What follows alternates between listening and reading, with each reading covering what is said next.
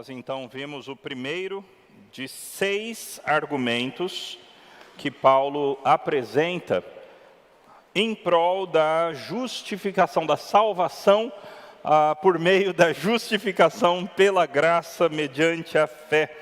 Ou pela fé mediante a graça, é sempre a mesma coisa. Nós veremos agora então Gálatas 3, de 6 a 9, que é onde Paulo apresenta o argumento da salvação de Abraão. Então, basicamente, a questão é, como Abraão foi salvo? Se Abraão foi salvo pela fé, então, certamente, essa também é a maneira de nós sermos salvos. Então, o argumento de Paulo vai assim em Gálatas 3, de 6 em diante. É o caso de Abraão, que creu em Deus, e isso lhe foi atribuído para a justiça. E veja que Paulo, na verdade, está citando o texto bíblico registrado lá em Gênesis 15, 6. Então, Paulo não está inventando algo. Paulo está pegando um texto bíblico que fala, Abraão creu em Deus e isso lhe foi imputado, isso lhe foi contado para a justiça. Então, se Abraão foi justificado pela fé, ele creu e Deus foi lá na lista de crédito de Abraão, falou assim, justo. Já que ele creu, então ele é justo. Assim foi a salvação de Abraão. Então Paulo deduz, não é? Saibam, portanto, que os que têm fé é que são filhos de Abraão. Ser filho de Abraão não é uma condição que vem por sangue. Tornar-se filho de Abraão não é uma condição que vem por biologia, mas é uma questão que acontece pela fé. Eu confesso que quando eu era criança, eu sou filho de pastor, né? Então eu vivi na igreja minha vida inteira. Quando eu era criança, eu não entendia esse negócio de ser filho de Abraão.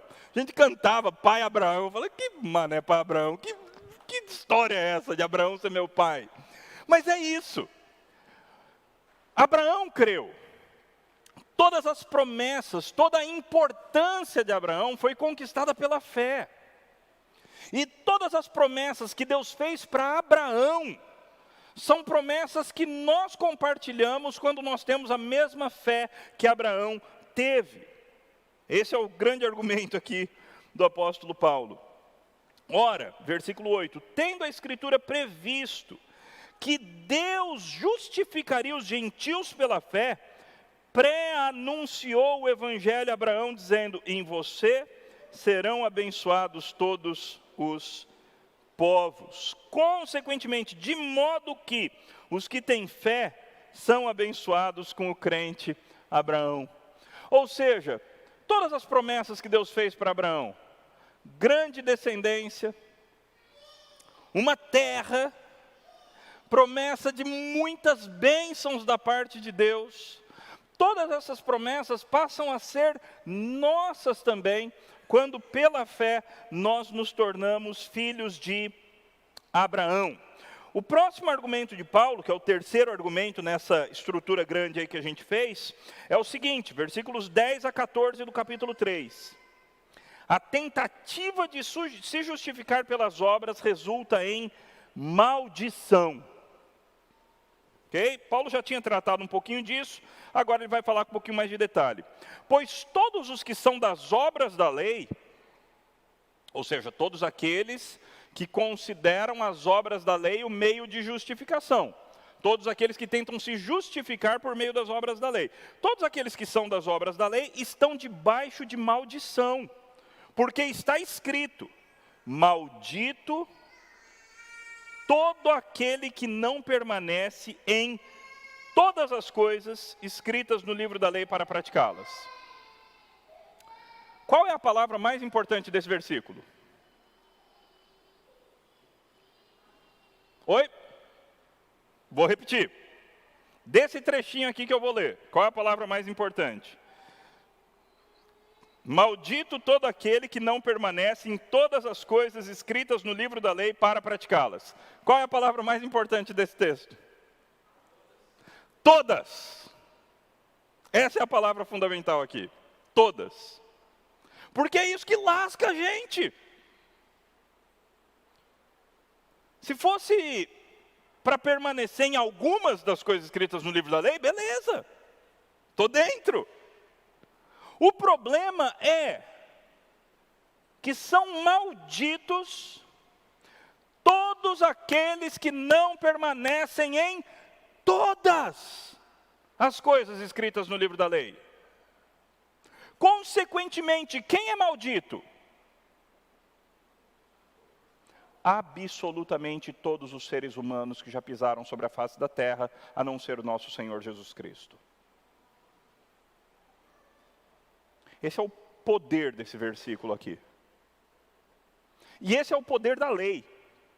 Porque isso daqui não é uma invenção de Paulo. Paulo está citando a lei de Deus. É esse o poder da lei. A lei nos torna todos, absolutamente todos, malditos. Amaldiçoados. Por quê? Porque a gente não dá conta de agradar a Deus. Deus não gosta de injustos. Deus não pode gostar de injustos, porque Ele é justo, Ele é santo, Ele é puro, Ele é bom, e Ele é um Deus que automaticamente, por causa do seu ser, Ele se ira contra o pecado, e destrói o pecado, e o pecador. Porque tem essa história que Deus odeia o pecado e ama o pecador, nada disso, Deus não faz diferença, pecado e pecador estão juntos, é a mesma coisa. Então esse versículo é uma das piores notícias que existe. E o verdadeiro evangelho, ele só se torna evangelho quando as pessoas conseguem entender esse fato. É mais ou menos o seguinte: imagina que eu chegasse aqui para o Luiz Eduardo, falasse assim: Luiz Eduardo, foi descoberta a cura para o câncer de pâncreas.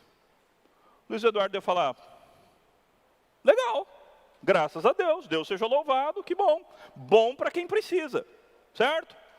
Agora, seria uma outra coisa eu falar para o Luiz Eduardo: Luiz Eduardo, eu sou um oncologista, especializadíssimo em câncer de pâncreas, e pela cor do fundo dos teus olhos, pelo teu jeito de andar, por um certo odor que eu sinto perto de você, eu tenho certeza que você está com câncer de pâncreas num estágio super avançado. Mas foi descoberta a cura para o câncer de pâncreas. Eu descobri por meio de pesquisas que eu andei fazendo. Opa, agora é comigo. Agora o assunto, agora me interessa. Um dos nossos problemas é que a gente não sabe apresentar o evangelho. Porque a gente tenta apresentar a cura sem falar da doença. E se você tenta apresentar a cura sem falar da doença, ninguém está nem aí mesmo. Agora, a partir do momento que você conseguir convencer as pessoas de que todas elas são malditas aos olhos de Deus, aí talvez alguém vai começar a se interessar. E esse é o evangelho. O evangelho é o resgate dessa condição terrível de sermos malditos. O texto continua. E é evidente, versículo 11 do capítulo 3, que pela lei ninguém é justificado diante de Deus, porque o justo viverá pela fé. De novo, Paulo citando outro texto do Antigo Testamento. Ora, a lei não procede de fé, mas aquele que observar os seus preceitos, por ela viverá. Até aqui não veio o evangelho, né? Até aqui só veio a má notícia. A gente é maldito e está lascado mesmo, a lei não consegue resgatar a gente. Até aqui só uma notícia nesse trecho. O evangelho vai aparecer agora. Olha que coisa mais linda. Cristo nos resgatou da maldição da lei, fazendo-se Ele próprio maldição em nosso lugar. Porque está escrito: maldito todo aquele que for pendurado no madeiro. Ou seja, todos nós, todo ser humano que já pisou sobre a face da terra, a não ser Cristo, de fato, conquistou para si o direito de ser um maldito. Isso que a gente conquista. com cada pensamento sujo, com cada palavra maldita, com cada olhar errado, com cada olhar cobiçoso, seja para coisas, seja para pessoas, com cada desejo mau, com cada motivação má por trás das atitudes aparentemente boas, com cada pecado. A gente conquistou isso, nós somos malditos. Mas Cristo se fez maldição no nosso lugar. A salvação é Cristo chegando para nós e falando assim: maldito, você quer que eu me torne maldito no seu lugar e você se torne bênção no meu? Isso é a salvação. Um Cristo perfeito, que nunca pecou, que nunca teve uma motivação errada, que nunca fez nada de errado, que é Deus encarnado. Ele oferece trocar de posição conosco. A nossa maldição pela bênção dele. Essa é a oferta maravilhosa do Evangelho. E para que a bênção de Abraão chegasse aos gentios em Cristo Jesus, quando eles se unem a Cristo Jesus, a fim de que recebêssemos pela fé o Espírito prometido.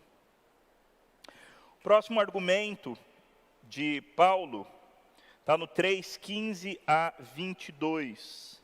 Nós somos salvos pela promessa feita a Abraão e não pela posterior lei de Moisés. Aqui o argumento de Paulo tem a ver com a história da salvação. Ok? Basicamente o argumento é o seguinte: o que veio primeiro? A lei de Moisés ou a promessa para Abraão? Promessa para Abraão, certo? O que veio primeiro? Cronologicamente, o que vem primeiro? A lei de Moisés ou a promessa de salvação pela graça mediante a fé a Abraão? Essa daqui. Então a lei não pode anular essa. O que permanece foi o primeiro acordo de Deus, o acordo com Abraão. A lei, ela é um projeto temporário de Deus. É basicamente isso que ele vai falar aqui, ok? O texto diz assim: irmãos, falo em termos humanos.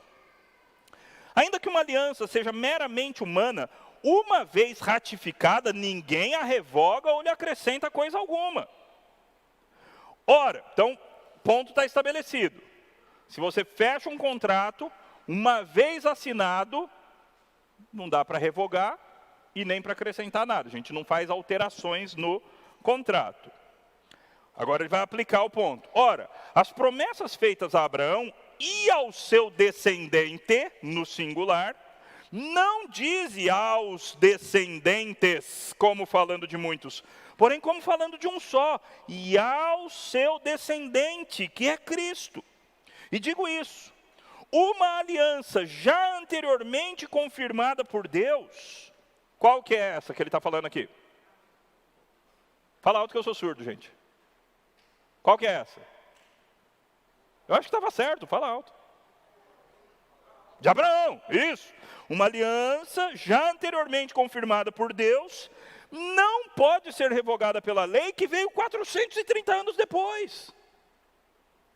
Ou seja, a lei mosaica não anula as promessas de salvação pela graça feitas a Abraão. Nem nos contratos humanos isso poderia acontecer. O argumento de Paulo é muito forte, gente. É um argumento bastante racional, mas é um argumento muito forte. Porque se a herança, estou no capítulo 3, versículo 18, porque se a herança provém da lei, já não decorre de promessa. Mas foi pela promessa que Deus concedeu gratuitamente a Abraão.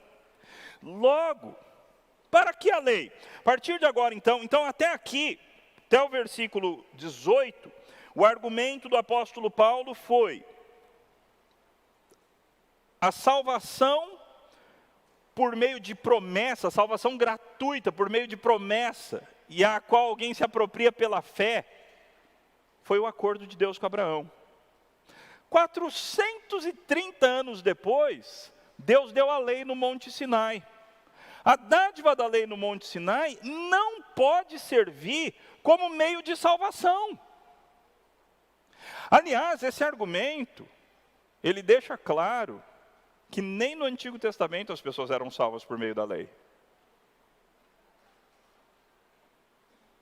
Gente, nunca houve salvação por meio da lei, da prática da lei, do cumprimento da lei. A salvação foi sempre pela fé.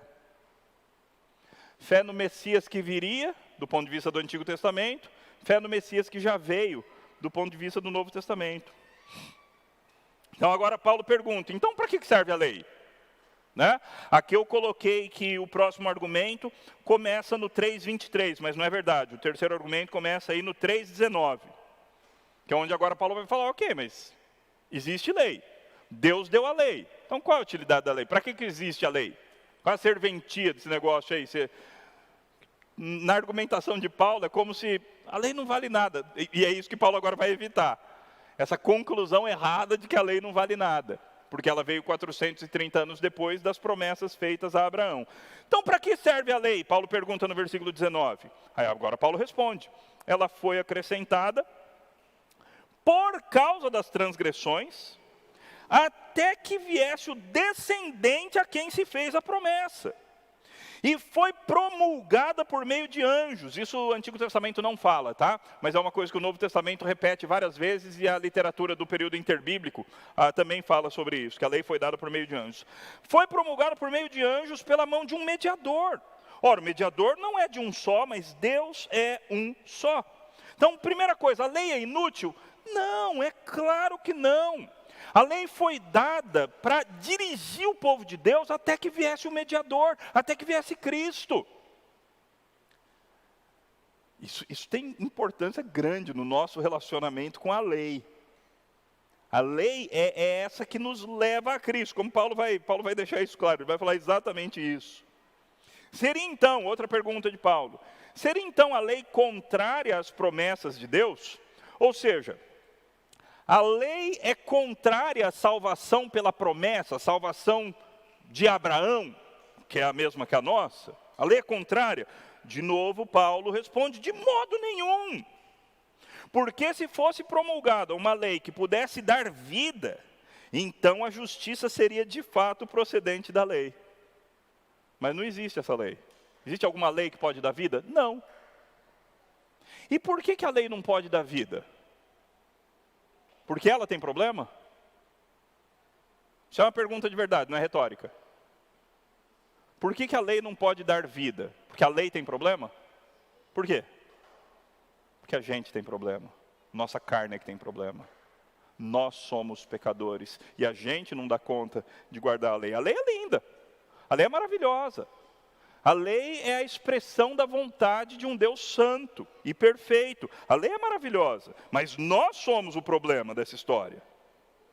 Então Paulo conclui aqui no 22, dizendo, mas a Escritura encerrou tudo debaixo do pecado, para que mediante a fé em Jesus Cristo, a promessa fosse concedida aos que creem.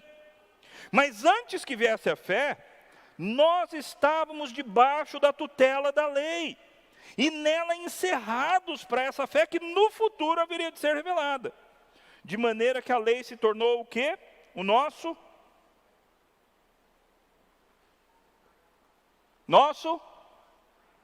aio. Ou na Nova Almeida atualizada, nosso guardião para nos conduzir a Cristo. A fim de que fôssemos justificados pela fé. Então para que serve a lei? A lei é um tutor, igual um príncipe regente, com 8 anos, 12 anos, não tem maturidade para dirigir uma nação. Antes de Cristo, o povo de Deus também não tinha maturidade para dirigir a si mesmo. Então eles precisaram do quê? De um tutor. E a lei fez esse papel de tutor. Mas, versículo 25, agora que veio a fé, já não permanecemos subordinados ao guardião. O que Paulo está falando aqui é o seguinte. Você, muitas vezes, tenta crescer na vida cristã por meio da lei.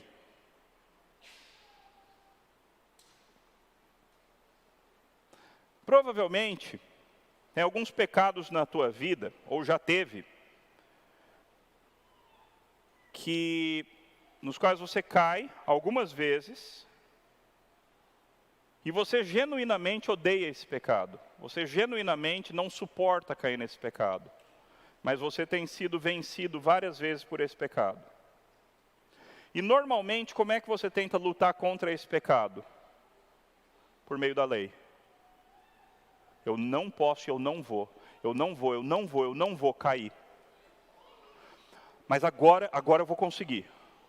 Agora eu vou conseguir. A palavra de Deus diz, não faça isso, eu vou conseguir. Eu vou focar no não faça isso e vou lá, vou me esforçar e vou conseguir.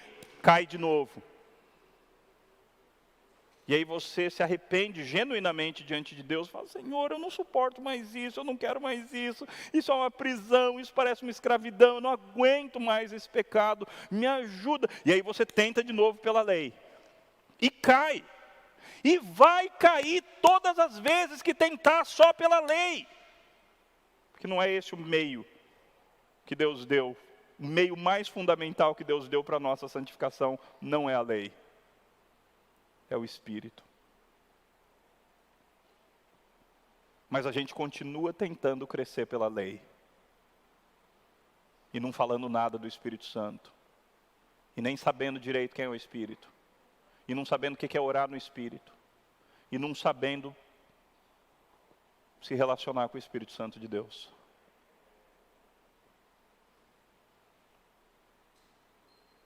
Irmãos, a lei, ela nos conduz a Cristo, ao Evangelho, à promessa, ao relacionamento, à união com Cristo, à vida no Espírito. O final de toda essa argumentação de Paulo vai cair numa palavrinha, a palavra liberdade. Esse vai ser o final da argumentação de Paulo aqui nesse trecho. Mas vamos continuar lendo o texto. Até onde que eu fui?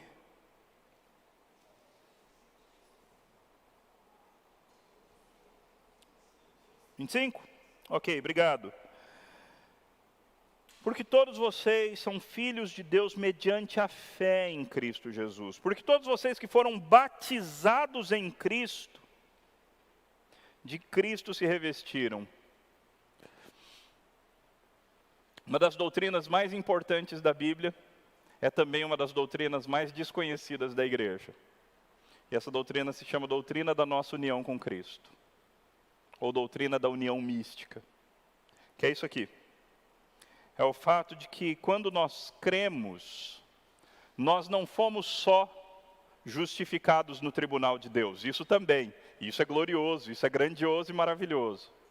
Mas quando nós cremos, antes de sermos justificados, nós fomos vestidos de Cristo.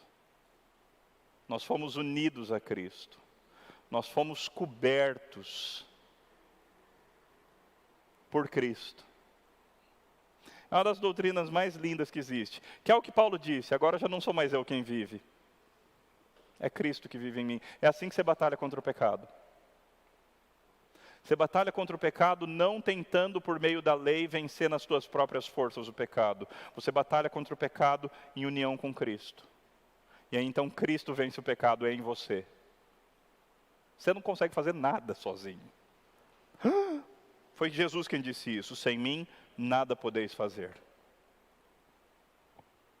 É Cristo quem faz tudo em nós. Então, vida cristã é relacionamento com Cristo. E não a tentativa nossa, na nossa força de pela lei vencer as nossas dificuldades. É relacionamento com Cristo. Assim sendo, não pode haver judeu, nem grego, nem escravo, nem liberto, nem homem, nem mulher, porque todos vocês são um em Cristo Jesus. E se vocês são de Cristo, são também descendentes de Abraão e herdeiro segundo a promessa. Se vocês se uniram a Cristo, e Cristo é o descendente de Abraão, então vocês também são descendentes de Abraão e herdeiros segundo a promessa. A partir do capítulo 4, o assunto de Paulo é a doutrina da adoção. Outra doutrina deliciosa, maravilhosa e lindíssima, que deveria ser muito mais falada nas nossas igrejas. Aliás, você sabe que outros países do mundo, os cristãos são líderes na adoção. Porque outros países do mundo, os cristãos entendem as implicações práticas da nossa teologia. Se Deus nos adota como filhos, então por que nós também não devemos adotar filhos que não são filhos? Se Deus ama quem era inimigo, por que nós não podemos passar a amar quem não era nada? Se Deus ama indigentes, por que nós também não podemos tornar órfãos e indigentes filhos amados? E sabe qual é a coisa mais linda que eu acho? É o fato de quando a gente adota uma criança, a gente batiza essa criança. Você já prestou atenção no que isso significa? Você já prestou atenção? O que isso significa? Significa que quando eu decido adotar uma criança e trazer para minha família, aquela criança automaticamente se torna detentora dos direitos de um filho da aliança.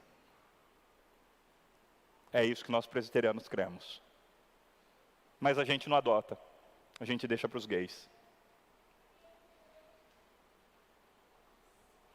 O texto nos diz assim: digo, porém, o seguinte: durante o tempo em que o herdeiro é menor de idade, em nada difere de um escravo, mesmo sendo senhor de tudo. Mas está debaixo de tutores e curadores até o tempo predeterminado pelo Pai. Assim também nós, quando éramos menores, estávamos escravizados aos rudimentos do mundo. Mas quando chegou a plenitude do tempo, Deus enviou o seu Filho, nascido de mulher, nascido debaixo da lei. E Ele enviou o seu Filho para quê? Para resgatar os que estavam debaixo da lei, a fim de que recebêssemos a adoção de filhos.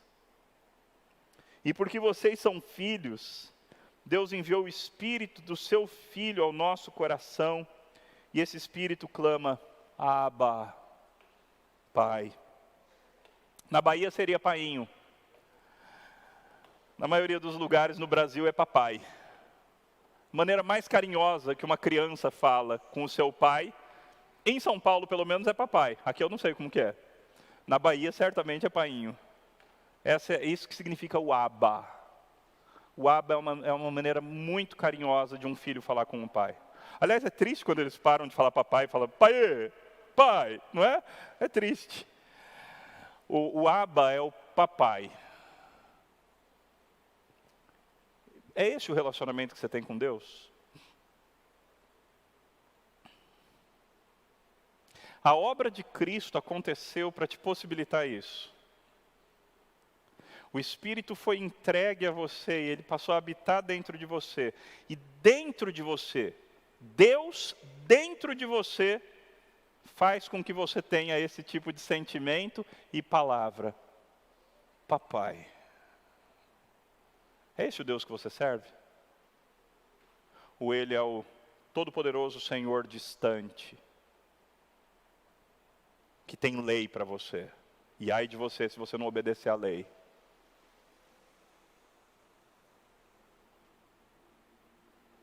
Irmãos, o cristianismo não é a mesma coisa que o judaísmo.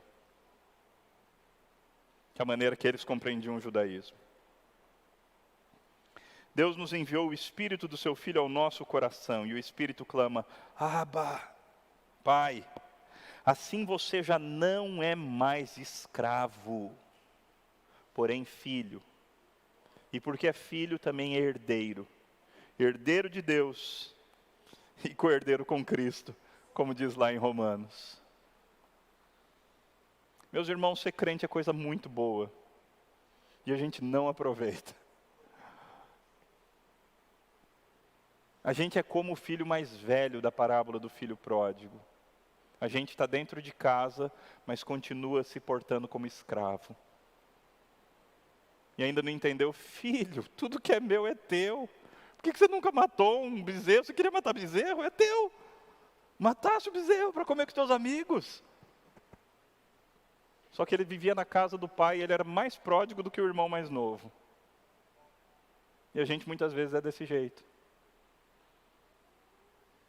Aliás, nessa parábola você tem exatamente o legalista, que é o filho mais velho, e o libertino, que é o filho mais novo.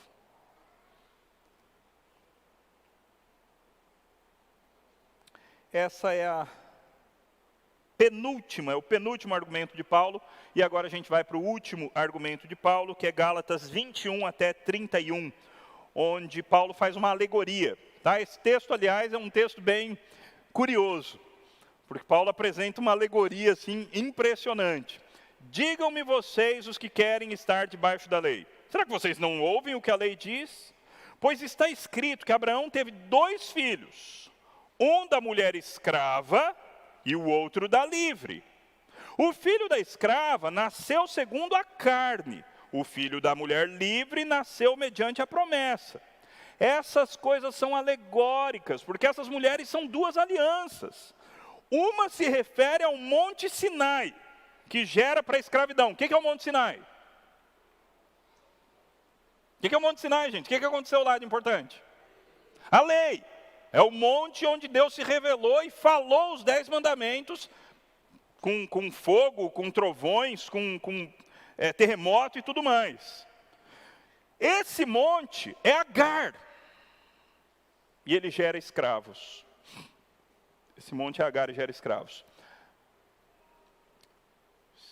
Depois, você pesquisa aí no seu celular. Já anota aí. Anota aí, pega o celular, anota aí. O Peregrino, desenho, eu preciso ver aqui qual é o nome da produtora.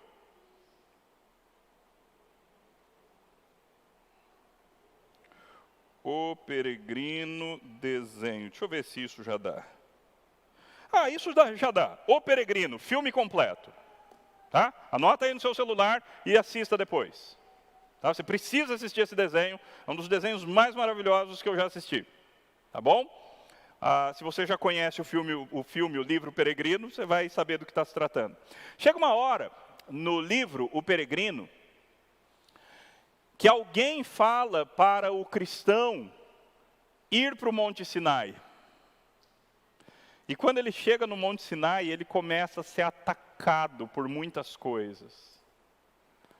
E ele quase morre. Porque o que estava acontecendo com o peregrino naquele momento era o que estava acontecendo com os Gálatas nesse momento aqui. O John Bunyan foi brilhante. Ele conseguiu criar uma história na qual esse escorregão gravíssimo que pode matar aconteceu com o cristão, com o peregrino. Depois assistam, tá? Estou falando com criança, estou falando com os adultos, estou falando com todo mundo. Assistam esse desenho. Aliás, uma das melhores coisas que tem hoje em dia no YouTube são desenhos. Tá bom? Se você nunca assistiu os desenhos do Superbook, o novo Superbook em 3D, então comece a assistir, porque são brilhantes. É coisa para adulto, não é só para criança não, tá bom? Voltando então para cá. O Monte Sinai é Agar, que gera para a escravidão.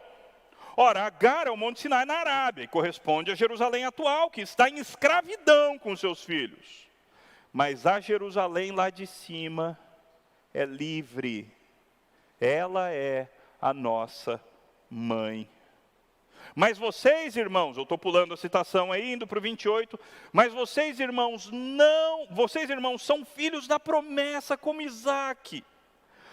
Como, porém, no passado, aquele que nasceu segundo a carne, perseguia o que nasceu segundo o Espírito, ou seja, Ismael perseguia Isaque, e continua perseguindo até hoje. Assim acontece agora. Mas o que diz a Escritura? A Escritura diz: mande embora a escrava e o seu filho, porque de modo nenhum o filho da escrava será herdeiro com o filho da mulher livre. E aí Paulo conclui: portanto, irmãos, somos filhos não da escrava, mas da livre. mas a gente vive como se a gente fosse filho da escrava. A vida cristã de vários cristãos é uma vida cristã triste. É uma vida cristã legalista. É uma vida cristã sem alegria. É uma vida cristã sem sorriso. É uma vida cristã considerando Deus uma pessoa tão medonha que não dá para a gente chegar muito perto. É uma vida cristã de filho de escravo. E não de um filho livre. De um filho que fala, papai, estou precisando do Senhor de maneira especial. E o pai abre os braços. O pai tem prazer de receber-nos no trono da graça, a qualquer hora, em qualquer momento. Meus irmãos, nós temos um Deus amoroso. Deus não é um Deus maldoso que está doido para nos destruir no primeiro erro.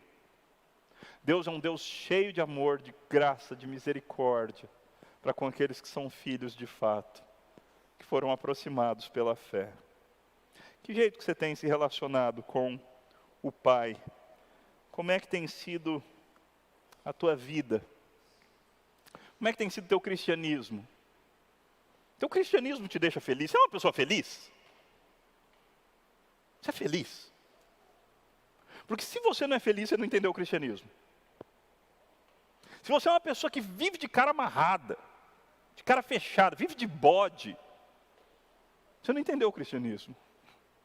Porque o cristianismo é coisa muito boa. O que Deus nos deu de graça e pela graça, deveria nos sustentar, sorrindo, até o grande dia da volta do nosso Salvador. Você louva o Senhor Deus? Não estou falando aqui na igreja. Quando você anda de carro, você louva o Senhor Deus? Você se emociona com músicas cristãs? Mexe em você? Cantar sobre a graça de Deus, aliás, belíssimo repertório aqui da igreja, viu? Belíssimo repertório. Cantar sobre a graça de Deus, sobre Cristo em mim, cantar sobre a fé, cantar sobre as promessas. Isso mexe com você, durante a semana isso mexe com você. Porque assim, se você nunca se emociona durante a semana com o cântico, e no final de semana você quer dar uma de que está emocionado com o cântico, é mentira. Não é verdade. Você só ouve porcaria durante a semana, e aqui no culto quer dar uma de que está emocionado com as coisas de Deus, é mentira.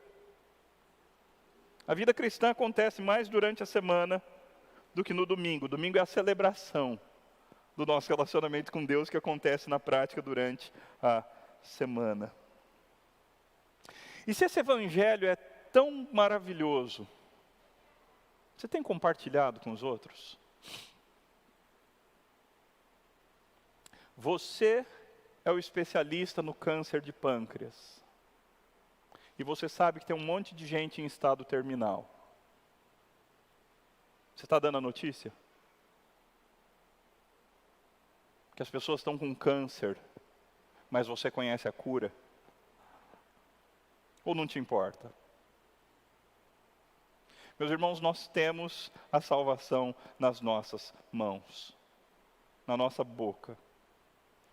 E nós somos a boca de Cristo que vai espalhar o Evangelho por essa terra. Tem gente com quem você convive, que você é o único crente com quem essa pessoa convive. O único crente decente com quem essa pessoa convive.